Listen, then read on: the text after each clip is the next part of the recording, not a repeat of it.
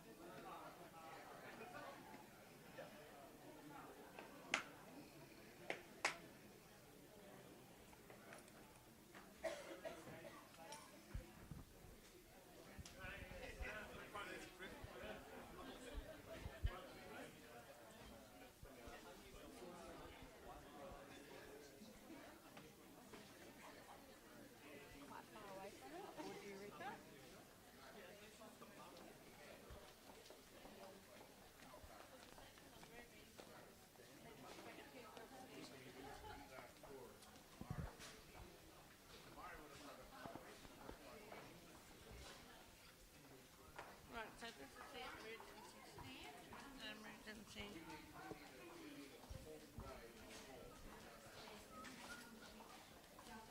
Is it Ian Parsons? Who's the mystery? So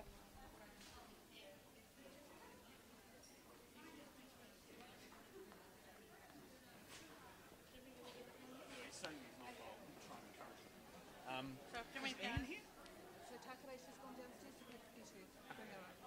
Jimmy does. Okay, hop on.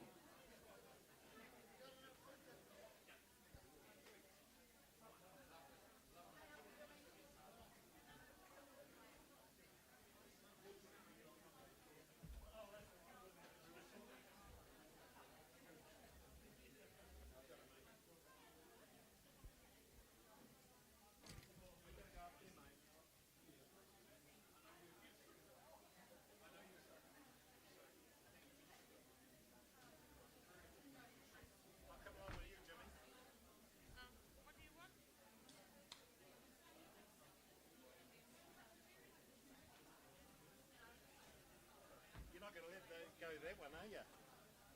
Your bag. No, I was going to go down there where there was no mic. The end table. Stay right here.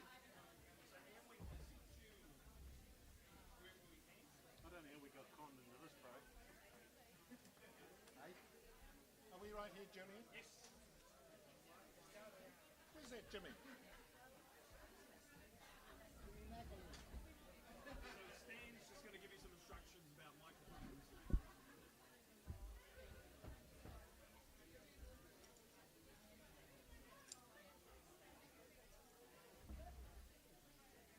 Get these two historians up here. Yeah.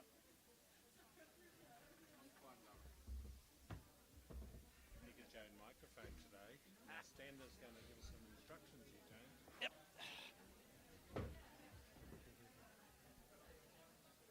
You get to sit in the pride of place, Sandy. Because of the dynamics of the sound system and the way we're doing it, you just need to keep that microphone quite close to you at all times. So the closer you can get it, the closer you can get it, the better. Just lean forward if you're talking. If you don't necessarily have to hear yourself lean back, it's kind of hard from here because the speakers are facing away from you. But like I know you like to have the scribble all the time, you're just going to have to maybe put it this way. And just Change. lean forward and talk. You know what's changed? What? He hasn't got a red pen. That's right. What did you do with the red pen, mate? You've excelled yourself and promoted yourself to a blue pen. Hey?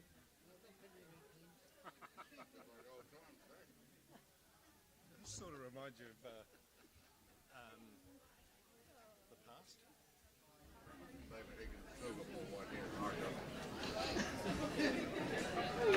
Very distinguished. So do you, dude. So do you.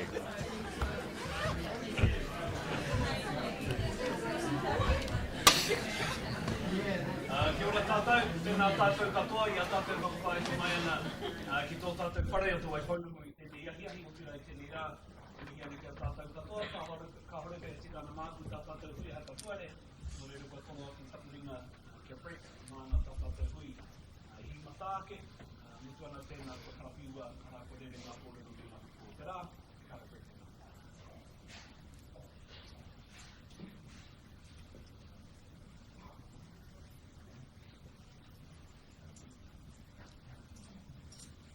Tēnā tātou e hui nei, tēnei te miha tēnei ka tātou, kua tae mai ki te hāpai i te kaupapa o te rā.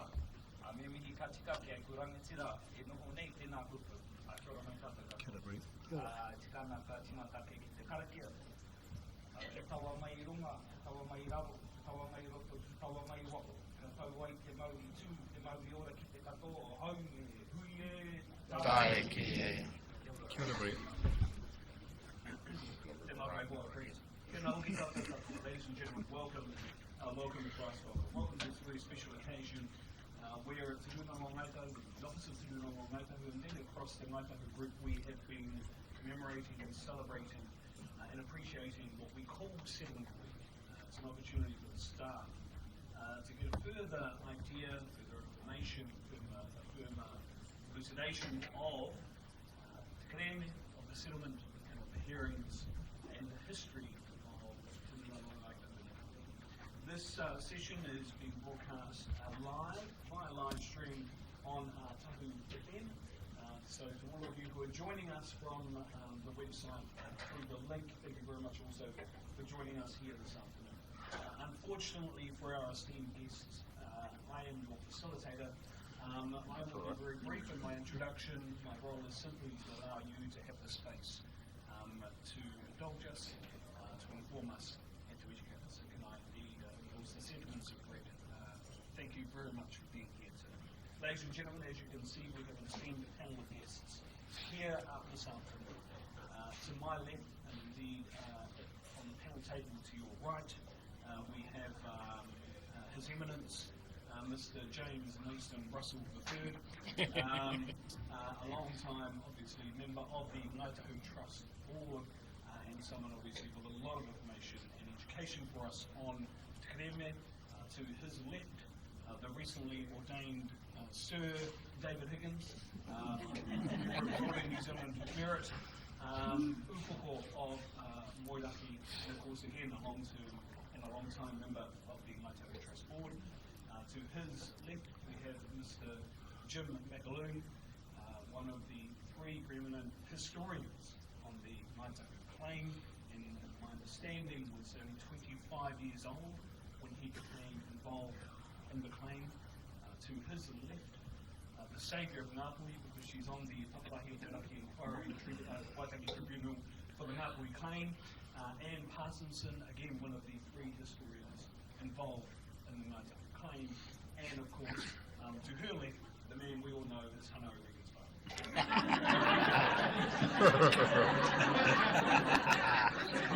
Thank you all for being here this afternoon. It's a privilege and an honour to have you here. If I could begin first of all, Tipene, with you with some introductory comments and perhaps a question. I wondered if you could inform us why the work the historians for the Ngāi Tahu claim did was so important for the claim, for the hearings, and for the settlement. Tēnā rā koutou. Tēnā koe, Julian. The first point I'd like to make is that Anne's present work on the Ngāpuhi claim is unlikely to be rewarded with the same level of outcome that her work in Ngāi Tahu was to receive, because Ngāpuhi is not really capable of redemption. The point you're making, though, is it came upon me during the claim hearings themselves.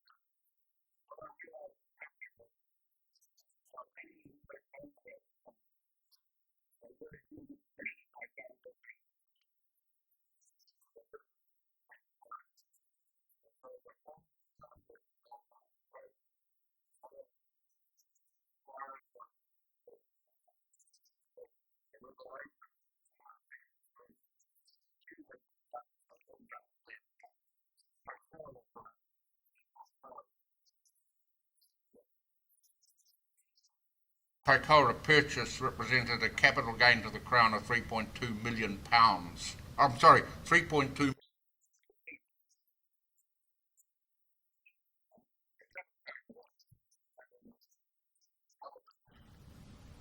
Members of the tribunal was to say, if that's not fraud, what is? This beats even Auckland house prices, and indeed Pendleton house prices. And the point that I'm making is that we as a people went through a huge learning experience because of the contribution of our professional historians and our researchers. Anne and Jim, I want to acknowledge a couple of people who I think is right to acknowledge. I want to acknowledge, obviously, Matua Trevor House. I want to acknowledge Trevor Marsh, and also want to acknowledge Harry Everson. Are there any particular moments when I utter those names that come to mind when you hear the names Trevor House, Trevor Marsh, Harry Everson? Perhaps I could begin with you, Jim. Well, to put Trevor House in context, I should explain how I came to be involved in this kaupapa. As has been said, I was quite young, and I was working for an organisation called Project Waitangi, which, with the approaching sesquicentenary of the signing of the treaty, had been set up by the then National Council of Churches and other organisations to attempt to educate the Pākehā population about the treaty and perhaps promote some understanding. And with the claim coming up in the winter of 1987, the committee felt it would be appropriate to approach Ngāi Tahu in the old Te Waipounamu house and ask if there was anything that could usefully be done. I think it's fair to say that Trevor House was a little sceptical at first, but when it transpired that I'd recently finished a degree in history, the thought was that perhaps we could be sub-use after all. So we were asked, and this was where a number of people, including some friends of Elsie Locke, who's been mentioned, and some folk from the Quakers, the Society of Friends, came in on a weekend under Trevor's supervision to look through some of the papers relating to the Mawhera reserves. And after a week or two of this, Trevor basically said to me, well, we've got a great deal of work for you to do. And I said something like, well, I wasn't sure that I was planning to remain in Christchurch for the foreseeable future. And he fixed me with a very hard stare and said I should have thought it was an honour to be asked. He was, of course, quite right, it was. For the next 2 or more years, we worked very closely together, or that is to say, I did my best to assist him and learnt a great deal from him. Trevor Marsh was the man who made everything happen. He was very much the behind-the-scenes facilitator of the arrangements for accommodation, for transport, for hearings, in a very understated way. But I learned, and if I can put it this way, if Trevor Marsh thought something was bullshit, it probably was bullshit. He had that innate good sense. As for Harry Everson, the phrase that I will use, and I'm sure he won't mind, is flinty old Marxist.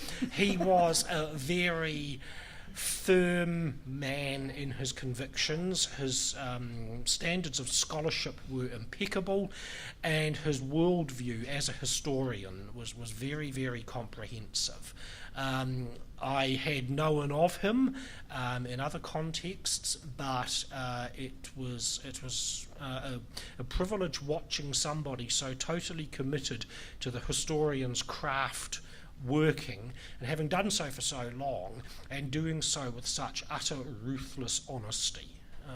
And the other thing about Harry is that I think he appreciated that there was something bigger than any of us in this.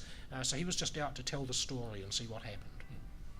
Anne, I know you've been trying to get your voice back, possibly as a result of trying to shout down some of my whanaunga in the Ngāpuhi claims process, but I just wondered if you had any thoughts, first of all, on how you became involved, and secondly, on those 3 people I've named, and potentially on Jim as well, who I understand was characterised by Trevor when he first met him as a wild prick. Any thoughts there?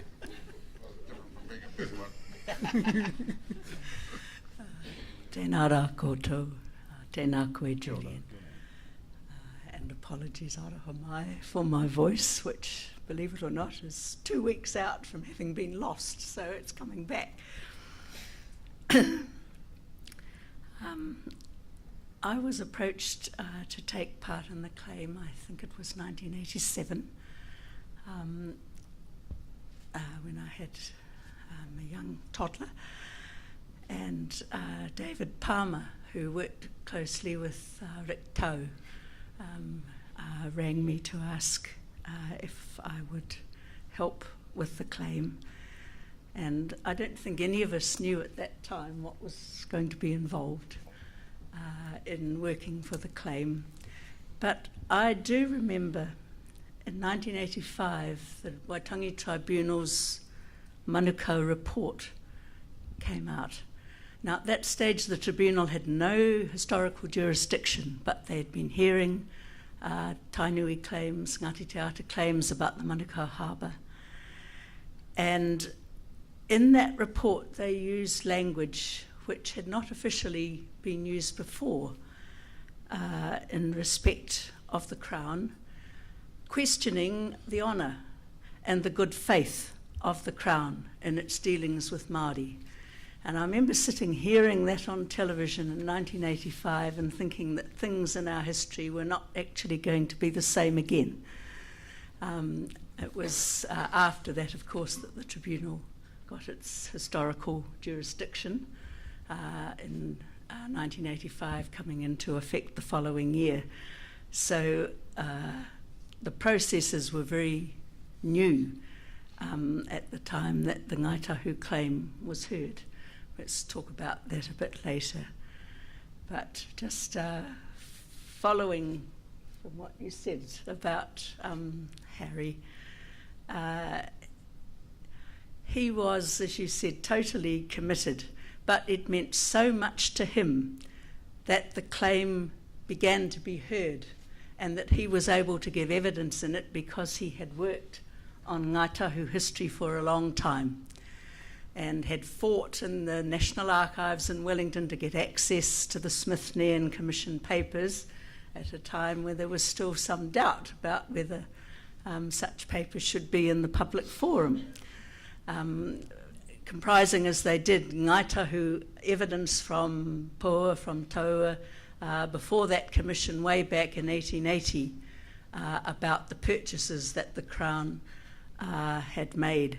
And so that's what immediately sprang to my mind, was the emotion of Harry on that first day when he was finally able to stand up in something that he had an enormous belief in, the injustices to Ngāi Tahu, and give his first evidence. And yes, he was quite overcome, I think. Do you remember when we... Yeah, but Harry had started in the 1950s with his master's thesis at Otago, had been on the Ngāi Tahu claims. And of course he'd had a whole professional life as a teacher and a writer since. He'd never had an opportunity to explore these things. And he came to us one day at the Ngāi Tahu Trust Board he wanted to produce some booklets about the high, because there was a whole big thing going on about the high country leases and the high country Crown leases. And he wanted to put the Ngāi Tahu perspective on what he saw was happening in the high country. And so we produced what we call the brown book, the grey book, and the little blue book. These are all Harry's little books, as distinct from Harry's book, which is a very large book. And we were enchanted to find someone who was so dedicated to these issues. We were still learning about the nature of perpetual leasehold ourselves. I'd learned a bit about it from my association and involvement with the development of the Mawhera lands on the west coast. But Harry provided a spark to us. But I have to step back a little, because in 1975, the original Waitangi Tribunal propositions were coming before the Kirk Labour government, and they were led by Maturata, with the solid support of Kirk, Norman Kirk, the Prime Minister.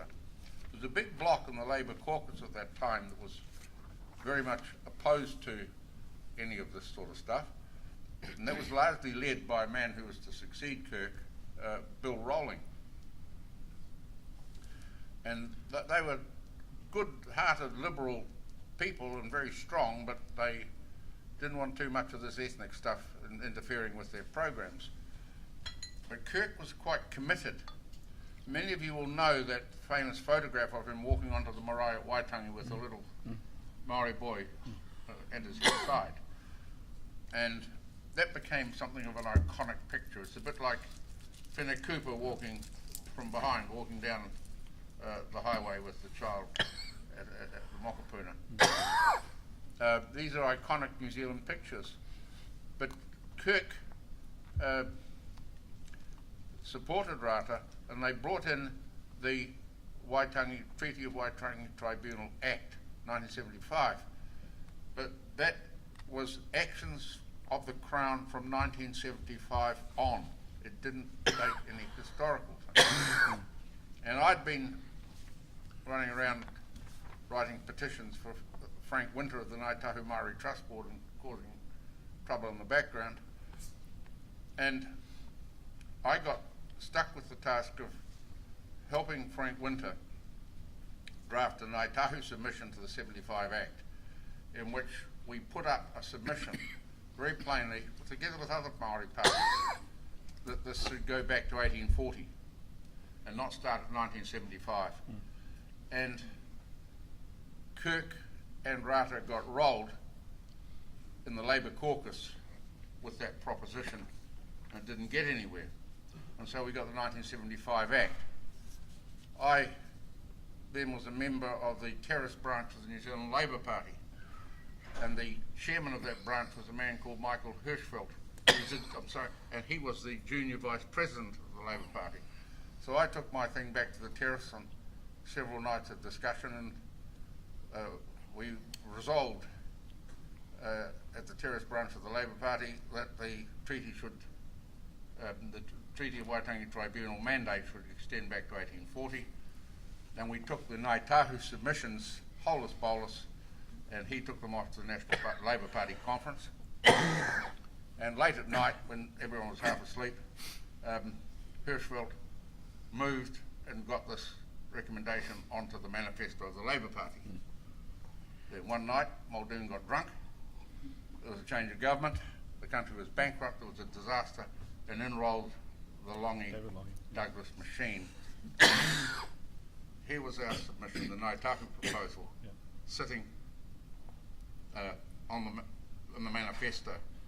And I've spoken to Geoffrey Palmer about it, but I said, that's because it's in the manifesto, didn't make it law.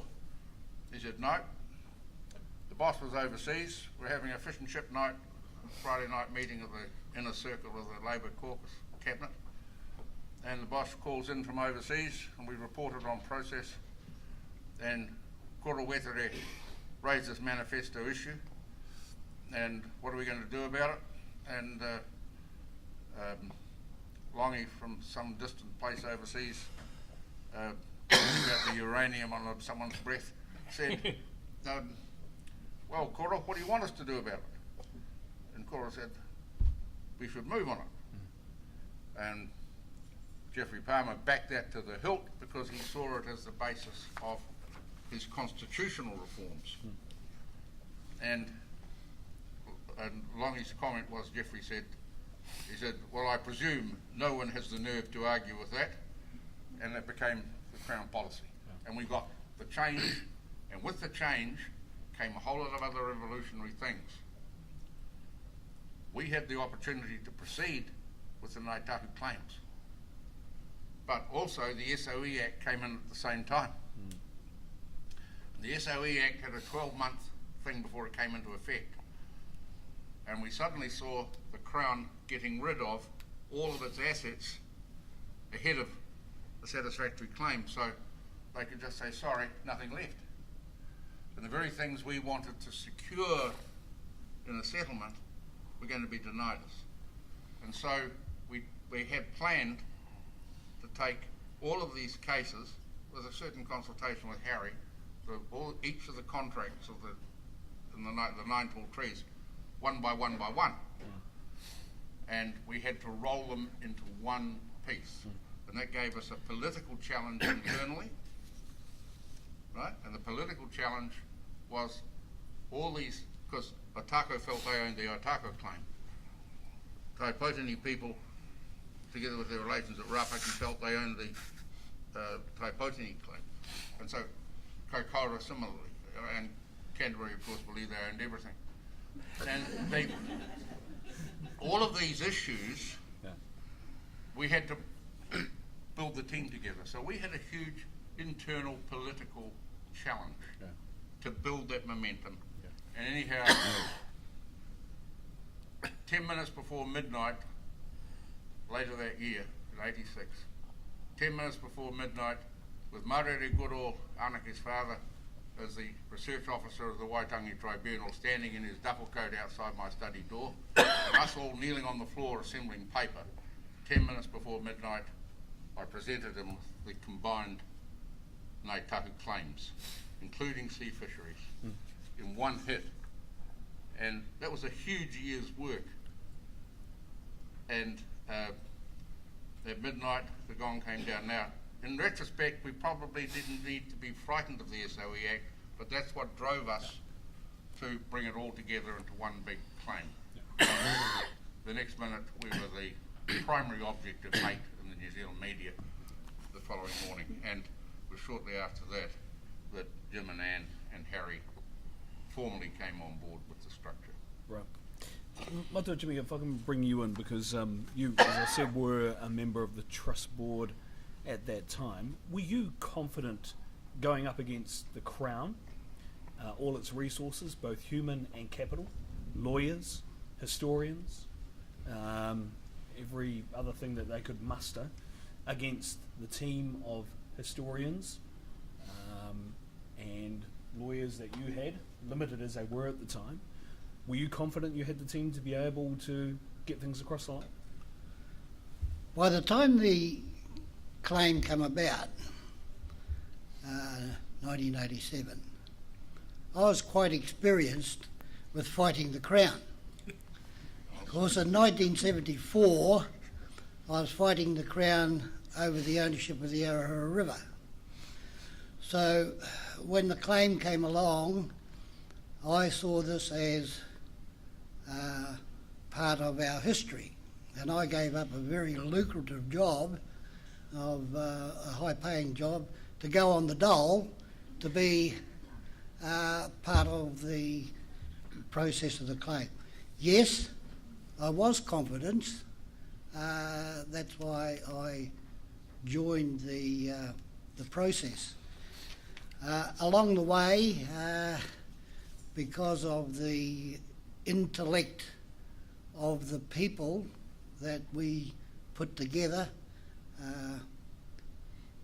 it resulted in us having no problem at all. What did you make of the likes of Jim McAloon going up against QCs like Willie Young on the West Coast and basically cleaning his whistle? In other words, according to Matua Trevor, kicking his ass. Willie Young got a hiding on the typo, didn't he? And Jim McAloon did it.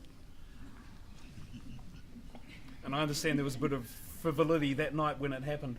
Yeah, it was largely led. The frivolity of the evening was largely led by Senior Counsel Paul Tim, who you've got to remember that we were faced with the question. We were told we needed 2 QCs, so I went out to go shopping for 2 QCs. And this is by our home team in Christchurch here. But the first QC said he wasn't going to go anywhere near this task if this other QC was involved. They didn't like each other. And so I ended up in a hotel in Auckland down on the waterfront, dealing with a man who I knew of but had never seen. But he's the man who was responsible for the language in the Manukau report that Anne just referred to before. And that was a man called Paul Tim QC. He was a right-wing Catholic knight of the papal knight, all sorts of things. He was like a rather civilised version of Rumpole of the Old Bailey. And I met this guy for the first time, and he engaged me, and I engaged him, and the end result was we got him. But he was as critical a figure to our world, and his photos on the wall when he was later elevated to the bench as a High Court judge, his photos on the wall down in the Auraki room. But he was critical to the marshalling of this material and cross-examining our historians every step of the way. And he was he was extraordinarily literate. And one of our most important documents, which I think we should probably reprint at some stage, is his final summing up to the tribunal. It's a monumental piece of work. David, there are a lot of stories, obviously. I wonder if you could recall one for us particularly related to one of the historians who had a penchant in many of the photos I've seen for wearing a red tie. Kia ora, everybody. Firstly, I'd just like to acknowledge the fact that many of our families who held the claim together for all those generations since the 1880s and the Smithsonian Commission, we should acknowledge those families because they were few and far between, but they brought us to the stage we were at to be able to prosecute the claim before the tribunal when we did. The red tie, world famous red tie, and this has nothing to do with the New Zealand Labour Party, everyone. But there were two things about James McAloon that I well remember, and one is his desire to have this red tie and to wear it at every occasion that he could find possible. It looked a bit tattered by the end of the claim hearings. It was just a tie, but I think he just undid it and took it off and then hung it on a hook somewhere and then put it back on when the next hearing was due. But the other thing about Jim was that he also had a bit of a thing about wearing brown shoes. And he wore these brown shoes the whole time during all those hearings. It was actually a delight to work with these guys because I'd never had any involvement with people of this stature before. I knew Harry Everson from his Otago days, but meeting this guy beside me, and I don't think Tipene has explained Jim's or Anne's whakapapa because they're interesting whakapapa, who their family connections were and how they took it upon themselves to support us during our claim. That's a story in itself, but I'll never forget Jim and his red tie. And you wore it, when was it, Jim, at Trev's Tangi? Oh, I bought a new one for that. Yeah, bought a new one for that, yeah. And it probably took all day to do the Windsor knot, but that's what I will remember. Okay, I want to come to the hearings, Jim. Can you tell us the pressure you collectively as historians were under through that tribunal hearings process? Yes, well, as Tipene has said, through force of circumstance, all the particular parts of the claim had to be folded into one, and there was a great deal of pressure as a result of that. The tribunal had set its hearing dates several months in advance, obviously, so we were working to known but to extremely tight deadlines to bring the evidence together, to read it, analyse it, and then compile some sort of historical report, which in the nature of things in each case was pretty lengthy. And we also had to have all the documents that we were relying on photocopied so that they could be distributed to each member of the tribunal, each member of every legal team that was there, and so on. And I think somebody else who should be acknowledged in this context, two people in fact. One is Araha Poharama, who assisted us very much in the office at Armagh Street. And I think tribute must also be paid to David Palmer's long-suffering secretaries, who bore a great deal of the burden as well, above and beyond anything that was in their contracts. The pressure, I think, also was not only because of the circumstance of folding everything in, but because of the political climate of the time. As Tipene has said, Ngāi Tahu was not exactly flavour of the month in many quarters. Indeed, many sections of the media were openly hostile in a way that perhaps they would not wish to be reminded of now. The National Party, then in opposition, was by no means well disposed. Robert Muldoon was still making a noise about the iniquities of the tribunal process, and he was vociferously supported by some of his National Party colleagues, including a gentleman who now leads another political party and is stroking up some negotiations. I refer, of course, to Winston Peters. Times have changed and people's perspectives have changed, but I think part of the pressure on us was that we were by no means certain that we had very many years in which to get this thing sorted. There was, I think, some concern that the political climate might change. The Smith-Nairn Commission had been torpedoed in precisely that way. The government had changed and the commissioners were told, well, thank you very much, you can go home. So there was I think the point was made explicitly, at least by Harry, that we could not allow this to happen again. So we had to seize the moment while we could. The other pressure, I think, came simply from the fact that this was the first historical claim, or the first big historical claim, because Ngāti Whātua had translated theirs into an 1840 claim. And so there was a sense in which nobody knew what the rules were. And we were therefore finding it out as we went along. As Anne said, I don't think any of us knew what we were in for, but that was another part of the pressure. Yeah. Can you talk a bit about some of the complexities you had to deal with, particularly you, Jim, dealing with murihiku, taipōtini, the mahinga kai aspects of the claim, and looking specifically at the original documents that you had to deal with. Can you talk a bit about that for us? Well, I suppose, as with any historical research effort, the first complexity is to make sure that you have as much of relevance as you can find, and that was a huge thing. Reconciling competing or conflicting perspectives in those documents is part of the job, and that sort of reflection and work took a good deal of time. It was not always strictly complex. James just now suggested that I got the better of Willie Young.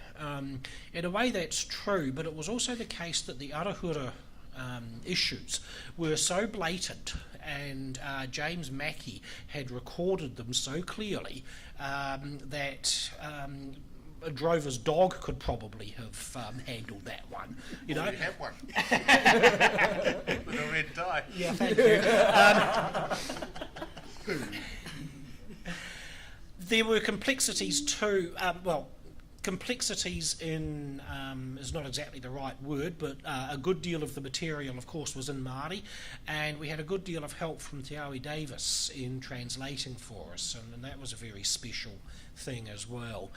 The sheer volume of material was part of the issue, but then in presenting reports to the tribunal, one was open to, and quite rightly so, very rigorous cross-examination, not only by counsel for the Crown and for other interested parties, but also the tribunal itself. And each member, of course, tended to have their own role. Probably the most openly rigorous questioner was the late Professor Gordon Orr, who was a professor of law, a former Secretary of Justice. I have to say one of the toughest parts of it for me was dealing with murihiku, where the Smith-Nairn papers said quite clearly that Fiordland had not been in the deal. But Professor Orr was not convinced, and I don't think he ever was. So those were some of the complexities, but it was a rigorous process as it had to be.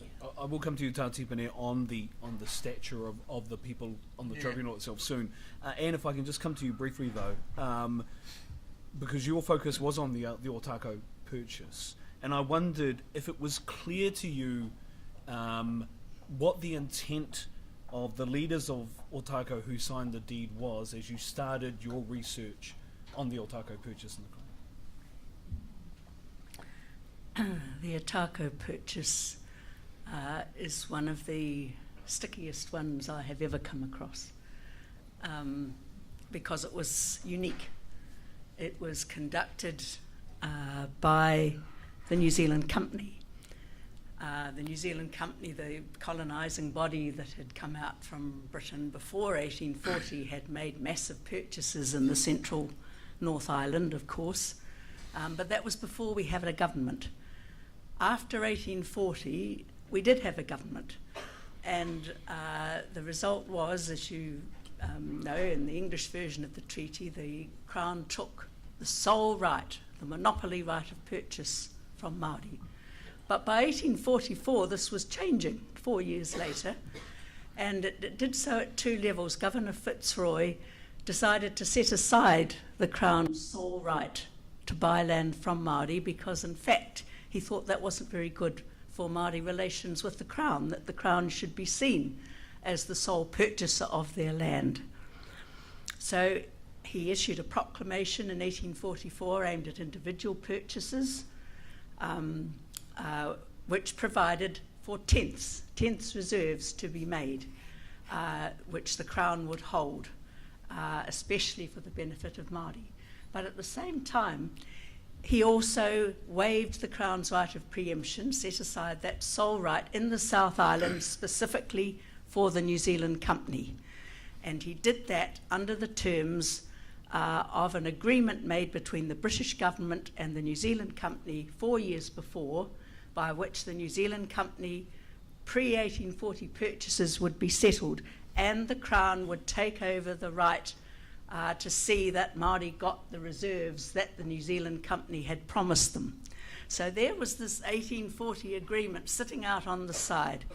And for Otago, to come back to your question, what always dogged Ngāi Tahu was that there was no reference in the purchase deed to the tenths or to any reserves other than those that they had kept for themselves. The word used in the Māori deed is kotia, completely cut out from the purchase. And those were the 9,000 acres at 4 different locations within the 400,000 acres of the block. So the question was, as you said, what were the leaders expecting at that time? And we looked not just at the documents about what the government was doing, but through Marire Goodall and the people at Otago considered Tuhawaike's position. It was generally accepted that it was his transaction. And we found that, in fact, Tuhawaike had been to Wellington, had met Governor Fitzroy on the very day that Fitzroy gave instructions to his government person to go and supervise this transaction on behalf of the government. And it seemed to us very unlikely that Fitzroy would not have discussed with the great Southern chief the fact that company purchases were about to come down to Otago, and that he would not have talked about the tenths because he'd been talking about them in the North Island. It was very much on his mind, and everybody knew that the New Zealand Company was associated with tenths reserves. So we considered that Tuhawaike would have had that expectation. Did the company and the Crown people who went to conduct that purchase promise tenths? That was another question. And the answer was that the government man said, "Oh no, I never promised them." But it's possible that Wakefield, the company man, might have talked to Ngāi Tahu about them. Well, in their reports written after that transaction, both Captain Wakefield for the company and the supervising government man Simons wrote in their reports that they would now wait for the government to make the tenths. And so we assumed also, from what we knew of the Ngāi Tahu oral traditions, that in fact those tenths had been discussed, and that was a strong expectation. And the question that was then put was, well, why didn't Ngāi Tahu immediately afterwards ask for the tenths if they didn't get them? Well, of course, they had not known about the 1840 agreement between the British government and the New Zealand Company, but Fitzroy knew, and therefore we considered that the Crown had failed Ngāi Tahu right through the process. First of all, the government had not given Simon's clear instructions about writing the tenths into the deed. Then he had not issued a Crown grant before he left New Zealand, when he knew all the circumstances in which he could have ensured the tenths were made. He had a surveyor ready to make them. But at that point also the Scottish settlers postponed coming out, and the whole thing just sort of fell away. And Governor Grey, who the following year issued the Crown grant, made no reference at all to the tenths. Shall I stop there? No, one thing I'm just struck by as you're talking, both of you are talking, is your incredible recall of knowledge and detail on these specific aspects of the kleme. The reason is because I can barely remember what I had for breakfast. So it obviously still means a lot to you both. And I wonder if part of the reason for that isn't just the way in which you were, the hearings and the tribunal was putting you to task or asking or inquiring of the hearing during the hearings process, but also the preparation that you went through. Because my understanding is actually the toughest question you got wasn't actually from the tribunal itself, it was the preparation you went through potentially with Paul Tem. Is that correct?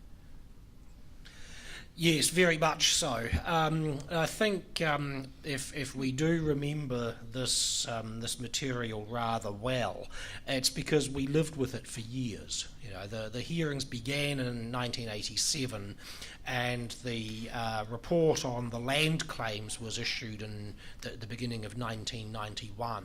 So that's really 4 years that we were going through this stuff again and again. And then for some of us, we also were involved in the cross-claim with the Tauihu groups. And that had a second iteration in the early part of this century. So yeah, it's perhaps partly recall. Perhaps it's because it was so important, which is why I found the tribunal's scepticism about the oral evidence in the Smith-Nairn Commission, which essentially amounted to, well, they were talking about things that happened 35 years previously. It's unlikely that they would be able to remember them in such detail. Again, I thought that was a little implausible given the importance of the issues that were being discussed. Tipene, you've got a view about the tribunal itself that heard the Ngāi Tahu claim. Could you regale us with some of those thoughts? Well, there's an elephant in this room that we haven't mentioned so far, and that is the Crown historians, or the tribunal's so-called independent historian was a very distinguished New Zealand historian called Alan Ward, Professor Alan Ward. Although he was based in Australia, he came backwards and forwards, and if he did not have a piece of paper in front of him with a date and a signed and authorised stamp on it somewhere, would refuse to regard any evidence as valid. And to a very large extent, the scenario that Anne just painted about the Otako tense question and its formation, because there was no record of Fitzroy's conversations with Tuhawaiki, because there was a range of things about these tents, and don't forget the tents is that's what the Ngāi Tahu claims are all about. Every tent section, rural and urban, of fair average value, and they were to be allocated after survey. And of course, that simply didn't happen in the Otako case. It's what all the Nelson assets of Wakatu Incorporation, the Wellington tents, the Palmerston North tents, they're all based on that principle. But we got locked out basically on the Otako tents because of the insistence of both Ward and, I have to say, a man who otherwise did this great service, the former Secretary of Justice and Professor of Laws, help me, Gordon Orr. Gordon Orr was tended to be a bit the same way, a sort of black letter historian. And these forces meant that the tribunal did not find in our favour on the question of the Otaka tents, which we regard to this day as a singular weakness. But the tribunal itself was quite remarkable, and it's worth bearing in mind that we tend to forget the history a bit of these things as the years roll on, because there's been a lot of tribunals assembled since for Treaty of Waitangi cases, but seldom have you had one where you had a former Secretary of Justice and Professor of Law. Sir Desmond Sullivan, that was the one I just mentioned, Gordon Orr. Sir Desmond Sullivan was the retired head of the New Zealand District Courts. Very, very senior and respected judge. You had the chairman, the presiding member of the tribunal, Ashley McHugh, was the deputy chief judge of the Maori Land Court, but absolutely steeped in Maori land law from his practice in Gisborne and his service to Ngāti Porou over many, many years. He was hugely respected. He was an iconic figure in the Maori Land Court structure. We had Bishop Manuhuia Bennett of Te Arawa, probably in his day, one of the wisest ruminative heads in the Maori world, whose whole life went way, way beyond administering the business of the church. He was deeply involved in all sorts of very important and significant Maori questions, and a mentor to many of my generation.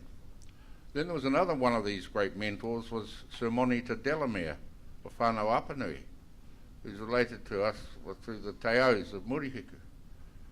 I think his mother was a Teo. And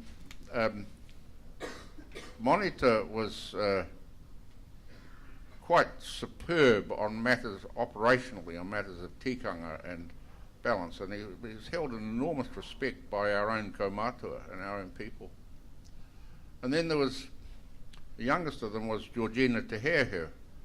Now, Georgina had cut her teeth on the Sheehan Commission on the West Coast, on the Mapara lands. We knew her as a, she was a sort of junior member of that team, but she was nonetheless a fully fledged lawyer, and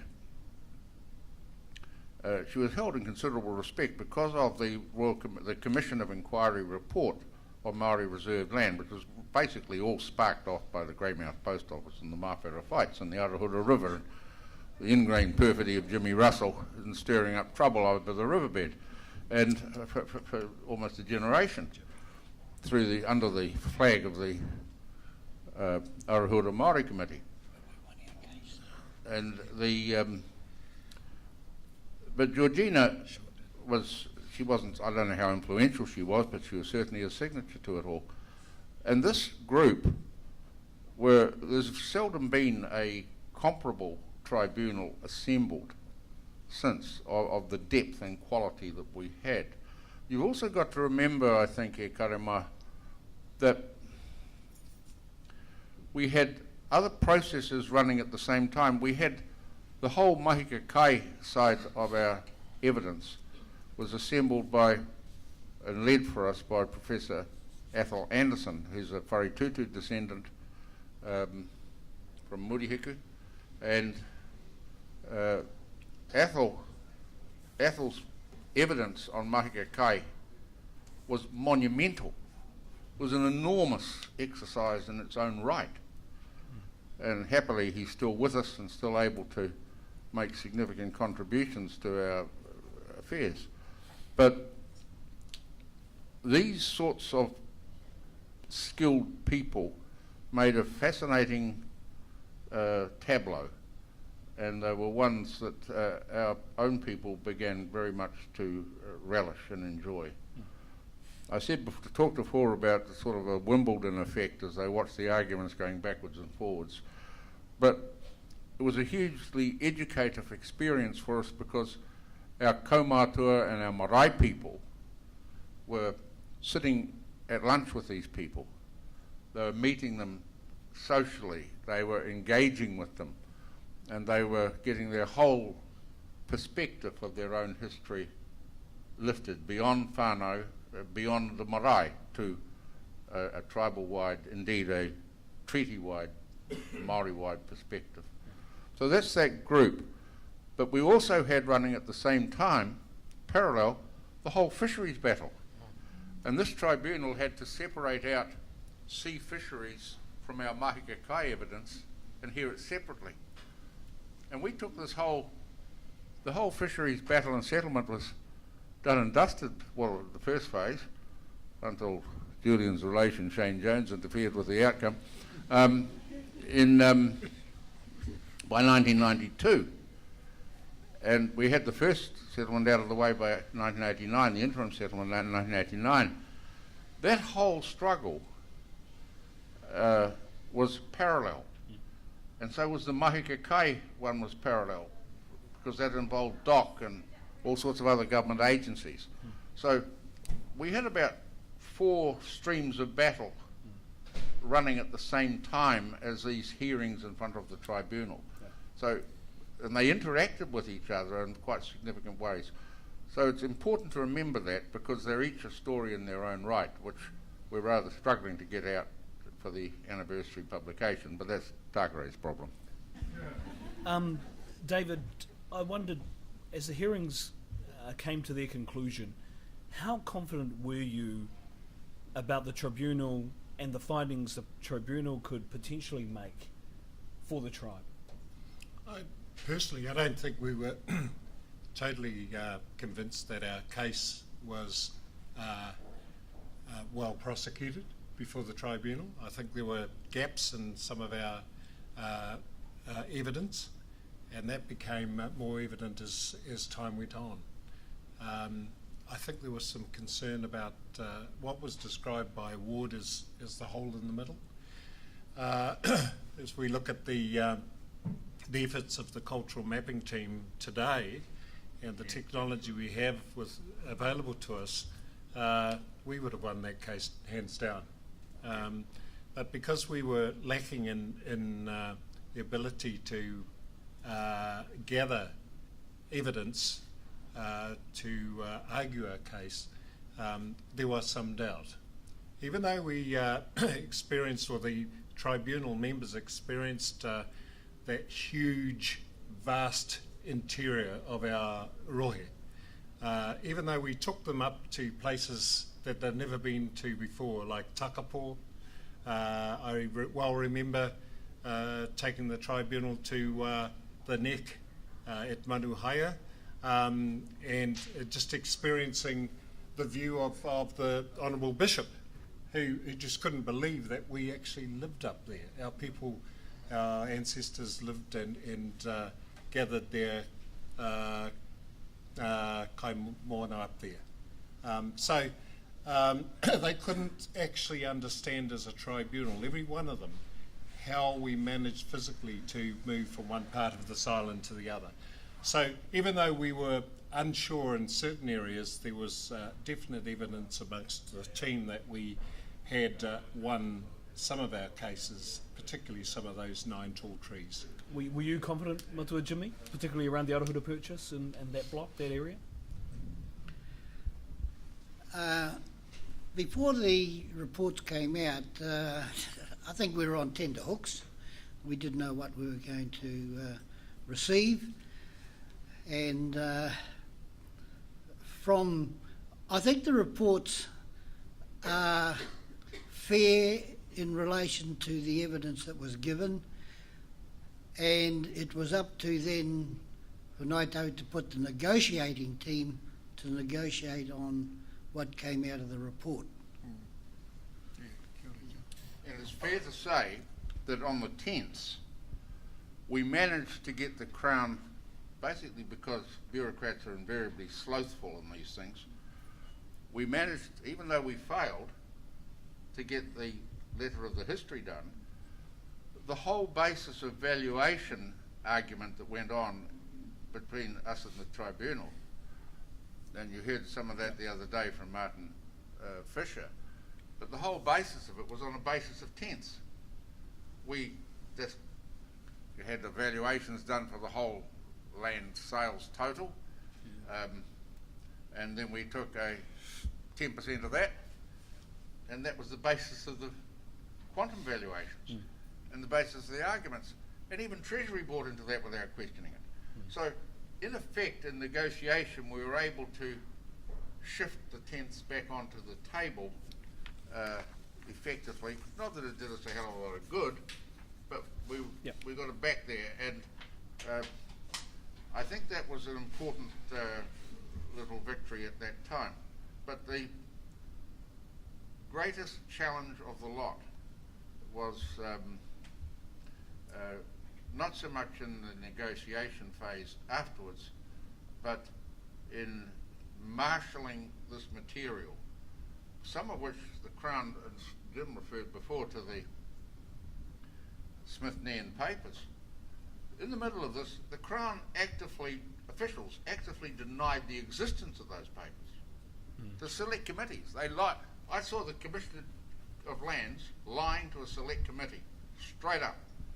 And I went out into the corridor and I told him he was a particular class of liar.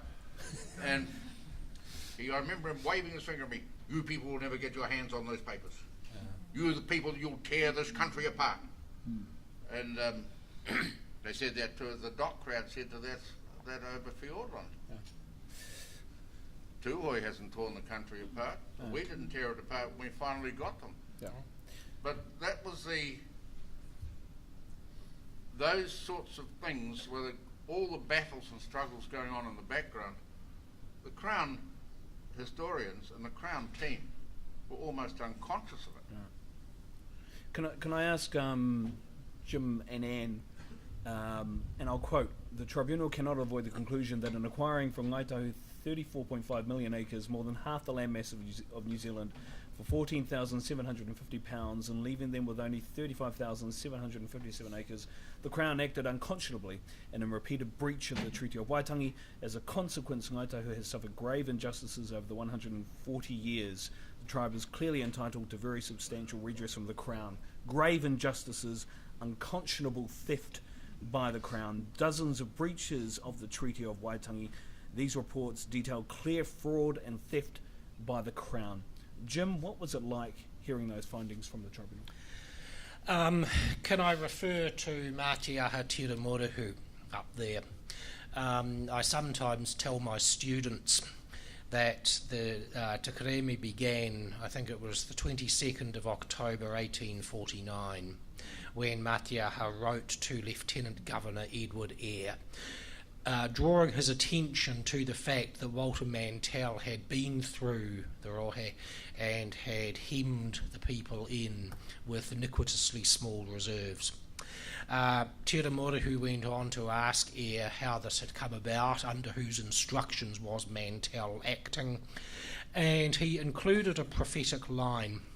This is but the start of our complaining to you, O Governor, and if you should return to England, we will never cease complaining to all the white people who may come here after you. For ourselves, but more for the 7 generations that had prosecuted Te Kereme, I think we felt an almighty sense of vindication. We also, I think, felt, as others have said today, that, as Anne said with reference to the Manukau report, it was that the understanding of New Zealand's history was irrevocably changed. I think, speaking for myself, I felt intuitively that a gigantic hole had been blown open. It was a hole that needed to be blown open, and that in the long run the results would be positive, and I think they have been. Anne?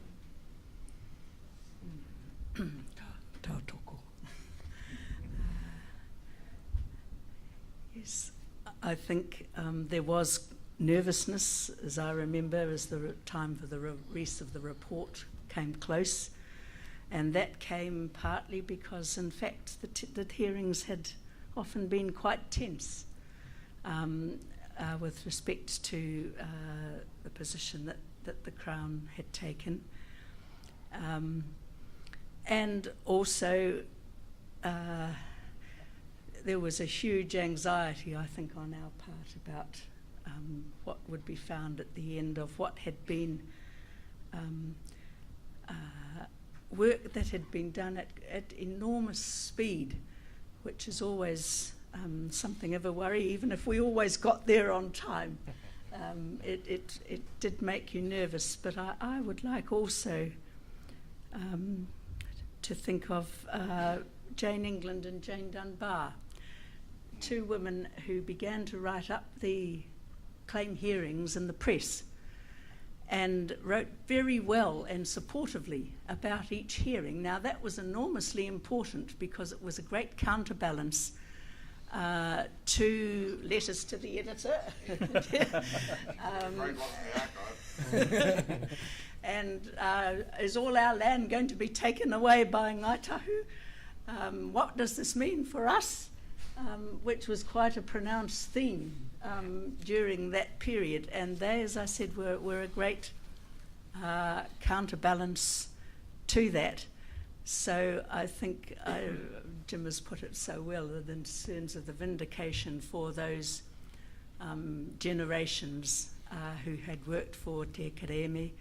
And I remember Kuau Langsbury saying that he had never really understood until we came out the end of the claim what it had meant for the old people to keep that claim going, all those generations. He couldn't understand it until he himself had seen what was involved in that process. I think it's important also, when Kuau's point, is to remember that a lot of us didn't really appreciate, and even the old people did not appreciate during our generation, the enormous burden of carrying this thing against historical gravity for nearly 7 generations. It just defies rational explanation. When I use the term historical gravity, I'm talking of the law of gravity, not the graveness of the gravity of the accusations. But you used the term before, Julian, you referred to this, the use of the word unconscionable. It's a very special word and with particular legal meaning. And it was planted in there very deliberately. I've secured knowledge about this in subsequent conversations with the author by Professor Gordon Orr. And he specified 3 particular instances which were instances of unconscionable fraud. They were the Arahura River, the Kaikoura purchase, and the French purchase or the Akaroa purchase. And these 3 examples that he specified, he used the term, this was undoubtedly unconscionable fraud. Now there are 3 things that overcome the statute of limitations. You all know what a statute of limitations is? Right, well, 3 things. They are treason, murder, and unconscionable fraud.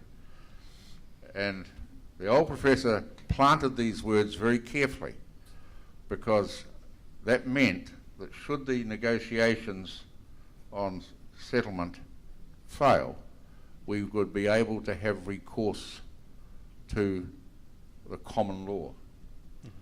I pulled the stunt once with Doug Graham, and he just went up in flames and told me that if we persisted with a common law approach,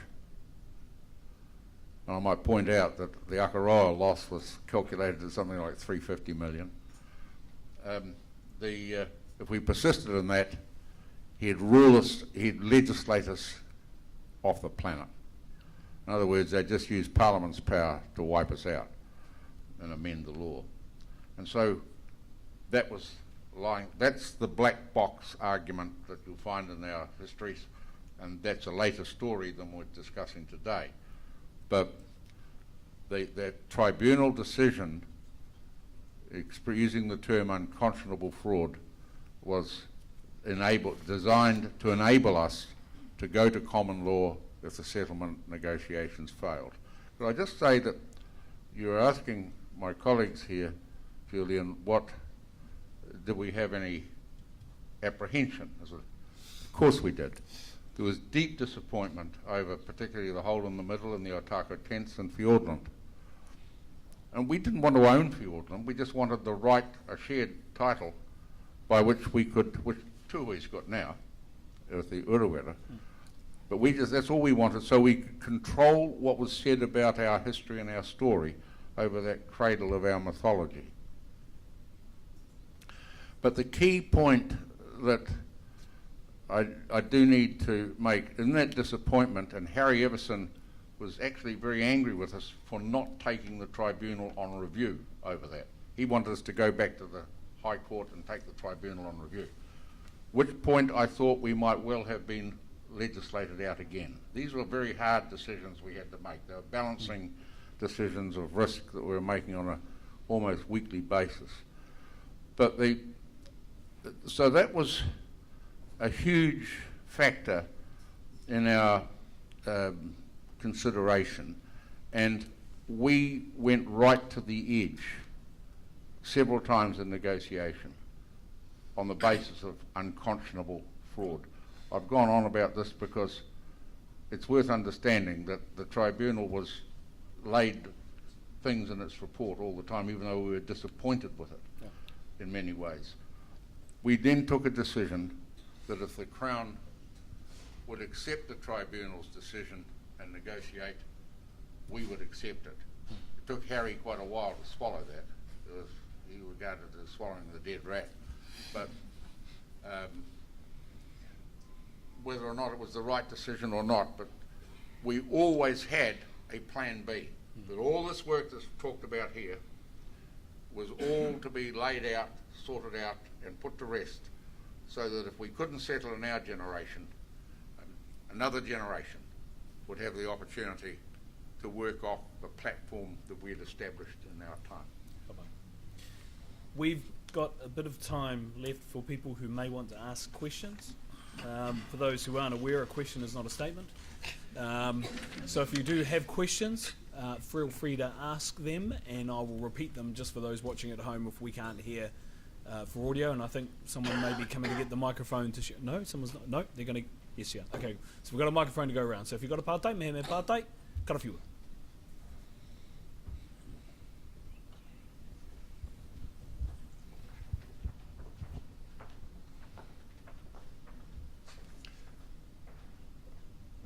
Kareko? James Daniels? No? I've got a statement to make. Oh, come on. Statement is he's going. Come on. Go to Mike. There are none? Kia ora. Okay. If I can just one final point, perhaps for clarification, and anyone on the panel can answer this. Potentially the four closest to me. There was a statement, a refrain perhaps from certain people who said that who accused the Waitangi Tribunal, I can't remember the exact word, presentism or presentism, and said the tribunal's conclusions created a retrospective utopia. I can see your face, Jim, but potentially you might want to answer this. What's your response to those kind of comments that were made after the findings from the tribunal? If I may, kia ora, Julian. That argument, presentism broadly speaking, is the idea that we are judging the past by the standards of the present. And it is something that historians are not supposed to do. I think Julian pointed at me on this one because about 15 years ago this argument started getting traction again from a couple of historians, Bill Oliver, for whom I otherwise have had and have a great deal of respect, and also Giselle Burns, who was a bit younger. And those ideas fed into the infamous Orewa speech by Don Brash. I was moved to write a response to these ideas, not so much Brash, but the historians, To the suggestion that the tribunal was engaging in presentism, I said that there was always more than one standard, one moral standard in the past. And when we were looking, for instance, at Kemp's purchase, and Mantell's reserve allocations, whose standards do we privilege? Those of Kemp and Eyre and Mantell, or those of Mātiaha Tiramoruhu? And that is the simple answer, I think, that there was always more than one standard in the past, and if we privilege one set of standards, then it might be that we are perpetuating an injustice, or even an unconscionable fraud, to quote Professor Orr. I've got a question from Rakihia Tau. A question possibly for all of you, but I'm just conscious of time, is really what is a great experience you've had? What's one of the happy experiences you've had during the claim process? So what is that a happy experience? And the other one is, because it's the small stories, and we were having a talk with David Higgins earlier about some of the small stuff that happened and some of the funny stuff and perhaps some of the sad. So a small story from you each on the happy times and the bad times. We'll start with you, Matua Jimmy. Kia ora. One of the happiest times was when we had a hearing here in Christchurch, Chateau on the Park, and it was getting to the end of the claim hearings, and Shona Kenderdine of the Crown Council followed Trevor Housey outside, and she said, "I was always looking for the smoking gun, and you was it." Because Trevor used to go around all the government departments and get all the evidence. One of the other unconscionable fraud. One of the other happiest times I had was when, at the end of the hearing, the last day of hearing out at Tuahiwi, when the Crown apologised. Tom Marsh, the father of Trevor Marsh, walked out of the hall and he said Tom had attended a lot of the hearings here in Christchurch. He walked out of the hall and he said, "That's all I wanted to hear them buggers say. They were wrong." David? Kia ora, everybody. There are a lot of stories, I guess. Some are just about unprintable, but others are amusing, and others are just downright odd. I remember Pautu Tarangi Sterling, John Sterling to most of you. Whare Tutu's husband was, he had a stroke and ended up in Princess Margaret Hospital. Cousin Bill and I were tasked with transporting Monita Delamere over to the hospital to pay his respects to his relation. And we arrived at the hospital, and it was just on sort of closing time when the second bell went. And I can still remember to this day, Whare Tutu was with us, and Whare Tutu asked if Monita would please say a karakia before he left. Any of you who know the history of Monita Delamere will know that he comes from a particular religion, and that religion means that you sit there and listen for the next 2 hours to a karakia that went on and on and on. All the Pākehā people sitting, sorry Pākehā, all those Pākehā people in their beds were all sitting bolt upright because they didn't know what the hell was going on as Monita rattled off this karakia for at least 2 hours. At least 2 hours. And even Cousin Bill was getting a bit anxious by that time. I must say that was an interesting occasion, an event. Never forget it. And even John himself, Poutu Tarangi, his eyes were wide open, trying to say to his wife, "Stop him, stop him." But that's my little ditty for the day. Kia ora. Jim? I won't single out a particular episode, but what I will say, the abiding memory I have, the greatest happiness and the greatest privilege was the tens of thousands of kilometres I covered with Mātua Trevor across the island. For somebody whose education had been reasonably conventional, it was an eye-opener. It brought me so much into an appreciation of this island and of stories and of landscapes, which I think were different from what anyone of my background would have been exposed to. Kia ora. Kia ora, Jim. Anne? Kia ora. I could refer to David Palmer driving me down to Otago Marae in his low-slung sports car, which, as you will know, is a rather windy road, and by the time we got there I was as sick as a dog, which was not very propitious in terms of when to stand up. I also remember backing out of the garage at Rama Street, having finished a second lot of evidence to take to discuss with Paul Tem, and I'd been boxed in by a car, so in my efforts to escape and not be late, I banged into a Mercedes, which was parked nearby, which was one of my own low moments, and Tipene had to rescue me on that occasion. But I think in terms of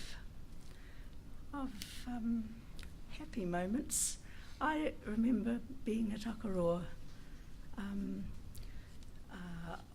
at the end of it all when the apology was delivered. And I found the atmosphere on that day was wonderful, because for the first time it was cheerful, it was positive. Everybody was revelling in that day and the conclusion that the claim had come to. And I think for me that was a wonderful day. Tā Tipene, bearing in mind David's kōrero about Monte Te Dalame's karakia. Talking about the karakia. Careful, you might not get any more pigeons. This is one that Tanya Netiera will appreciate. It's another Tommy Marsh story. But the elegant Oxford-educated Ngāti Whātua Professor Hugh Kafaru, tall and slim and beautifully modulated English, goes for a wee walk outside the Taumutu house during a break in the hearings out there.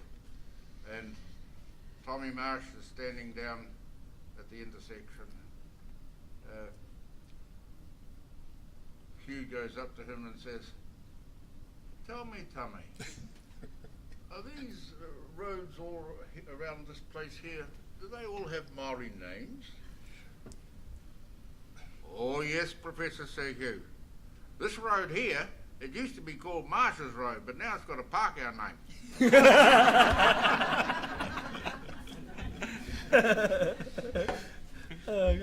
Okay, we've got one more question, I think, from Nola. Taken 8 generations to get to the claim. What's one thing that you would want for the 8 generations to the future? Oh, boy, great question. One thing you want for the 8 generations of the future. We'll start with you, Tā Tipene, and wind our way back this way. Apart from finishing off the Airaki job, to restore the Ngāi Tahu footprint in land. Right. Kia ora. Anne Parsonson?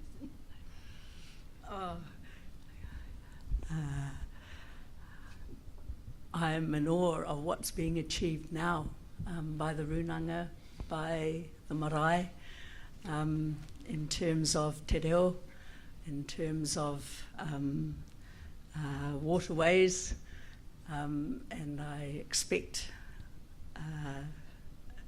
against the background of Maingakai to restore the waterways throughout the Rohe would be perhaps my thing. Kia ora, yeah. Jim? That's a tough one. I'd echo everything Anne has said, and I guess too that the stories not be forgotten. Kia ora, Jim. Tēnā koe. David? Kia ora. I agree with what Jim's just said, that we should never ever forget this man and his ilk, our tūpuna, and the efforts they went to with no obvious light at the end of the tunnel. Oh, right. We've seen the light. Kia ora. Tēnā koe. Matua Jimmy?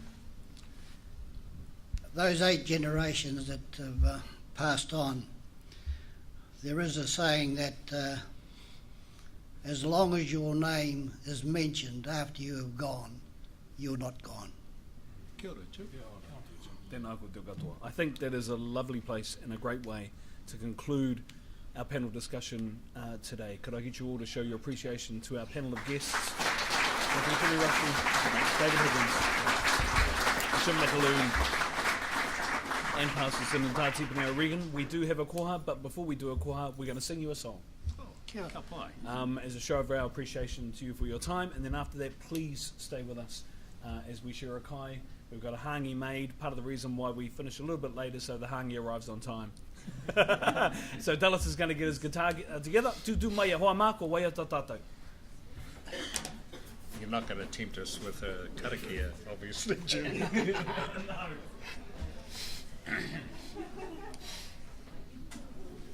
Well done, you 2, 3, 4.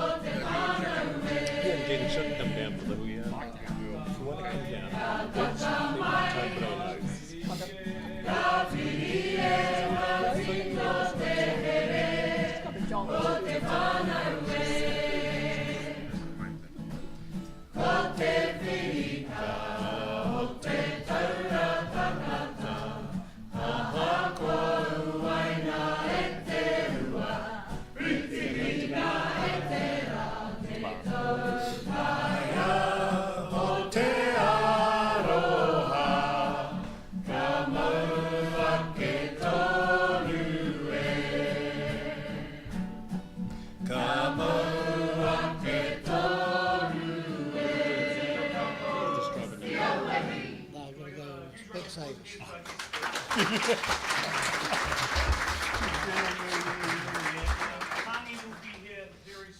Check-up. Oh, cool. Yeah. Cool.